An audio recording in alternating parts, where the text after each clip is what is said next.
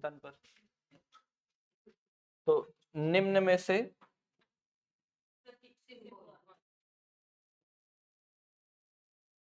क्या आ जाएगा?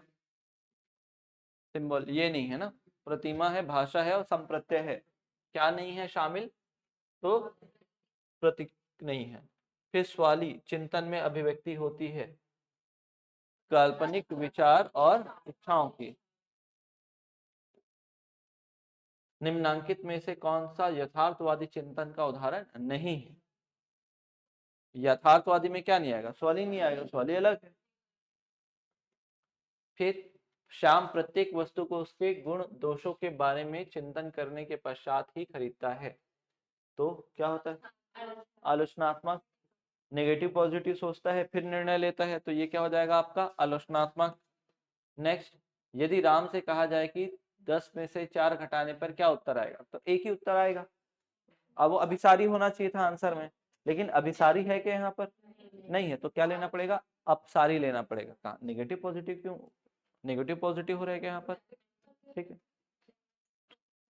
डाइवर्जेंट भी हो सकता है, अवेलेबल नहीं है तो डाइवर्जेंट लेना पड़ेगा। नेक्स्ट आगे देखते हैं। हाँ,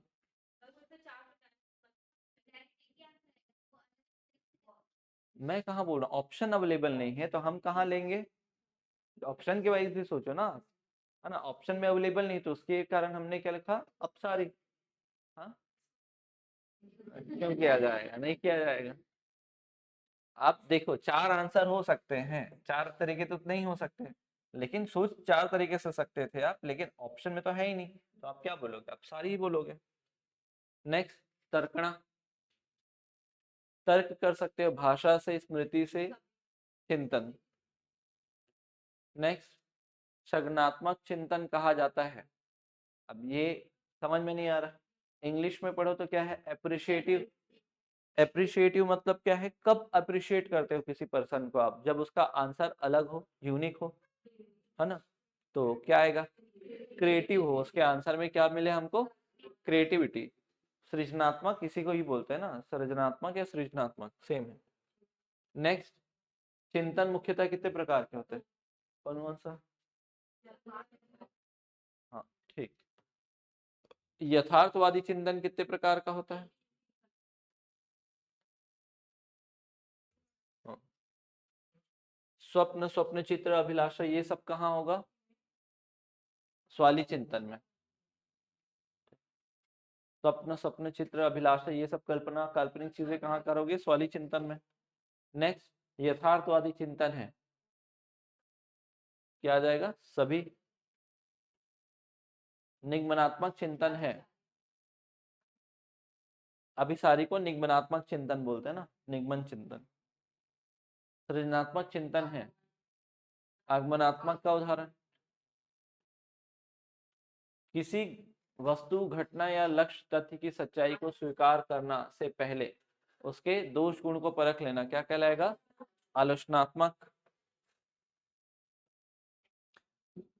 अपसारी चिंतन को सर्वोत्तम रूप से एक ऐसी प्रक्रिया के रूप में वर्णित किया जा सकता है जो, अब बताओ अपसारी में।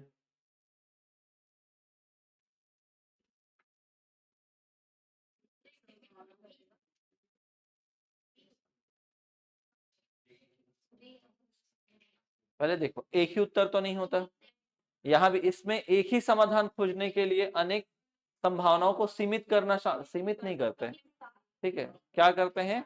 विस्तार करते हैं, सटीकता पर भी नहीं, विस्तार करना। तो क्या आएगा? सी। समूह चर्चा के दौरान एक शिक्षिका बच्चों से अलग अलग पहलुओं को ध्यान में रखते हुए कोरोना महामारी के प्रभाव पर चर्चा करने को कहती। अलग अलग पहलू, इस चर्चा के माध्यम से शिक्षिका बच्चों के उद्देश्य को बढ़ावा। देखो आंसर अगर मान लो होता तो अपसारी होना चाहिए था, लेकिन नहीं है तो क्या लेंगे? अभिसारी तो लेंगे नहीं।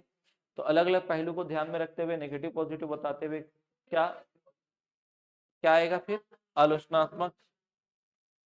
निम्नलिखित में से किस प्रश्न के द्वारा सृजनात्मक चिंतन को सर्वाधिक अच्छे ढंग से अनुमानित किया जा सकता है? बताओ, इसको कौन बता सकता है? क्या ये अपसारी चिंतन है? सोचो, अब सृजनात्मक या क्रिएटिव चिंतन का मतलब क्या है ना। तो इसे अलग अलग तरीके से हल किया जा सकता है, तो ये आएगा आंसर।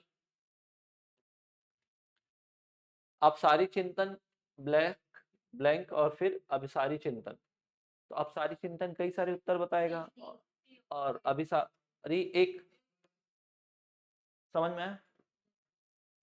नेक्स्ट, निम्न में से कौन सा प्रश्न बच्चों में विवेचनात्मक अविवेचनात्मकता को बढ़ावा? तो यहाँ पर देखो क्या लिखा है, क्रिटिकल। तो क्रिटिकल नेगेटिव पॉजिटिव देखना है, नेगेटिव पॉजिटिव बताना है, वो बताओ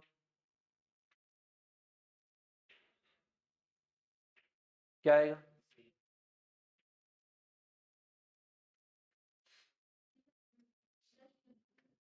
क्या आना चाहिए?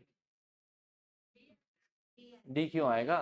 तो स्मरण करके वाचन करो, याद करके उसको थोड़ी ना बताना। आपके लिए क्या होगा, पता करो कि तटीय इलाके में रहने वाले लोग क्या खाते हैं और क्यों खाते हैं।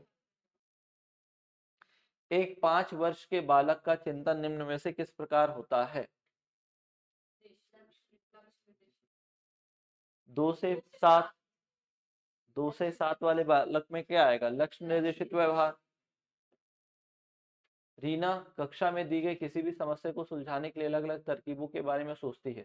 तो अलग अलग चीज सोचना, ये क्या होता है आपका? अब सारी सृजन सृजनात्मक सोच को निम्न में से किसके द्वारा बढ़ावा नहीं दिया जा सकता? नहीं दिया जा सकता सृजनात्मकता को।